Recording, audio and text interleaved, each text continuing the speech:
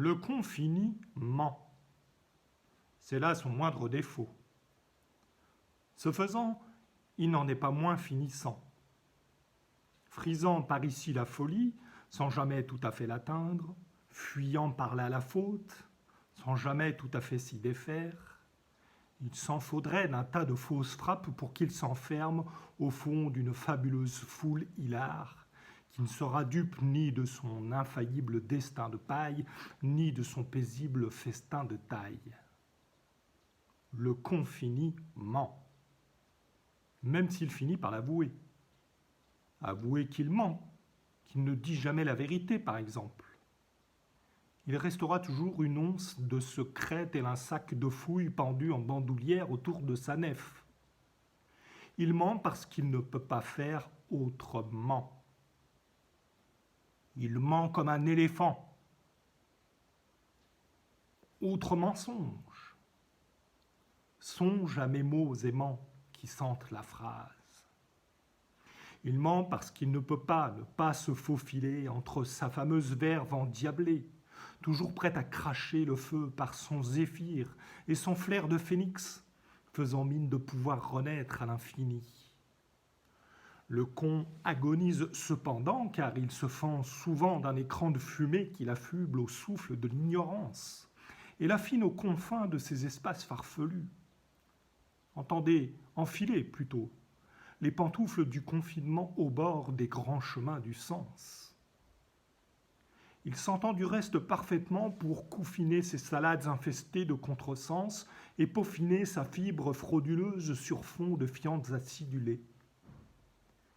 Donne-lui une couleur qui commence par F, il en fera une fausse dans laquelle batifolera sa farine d'illusions qu'il se pressera d'afficher sur les étendards de la fiction. Il lui en manque un peu. Mieux vaudrait qu'il soit fou plutôt qu'imbécile. Le con est imbécile parce qu'il lui manque une béquille. Il ment donc parce qu'il se croit fini. Quelle fine simulation de vive vie lui permet d'enfiler ces effroyables failles au fil de ses fresques. Ces fresques qui chatouillent le cortex pour feindre un réel fauve qu'il dompte sans fin pour falsifier son dessein de nature. Cul par-dessus tête. De la finitude, il en fait son chemin de foi.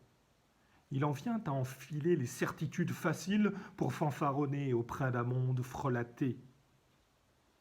Le con finit par croire qu'il suffit de mentir pour se rafistoler un destin fastueux en filiation de la famille des fossiles.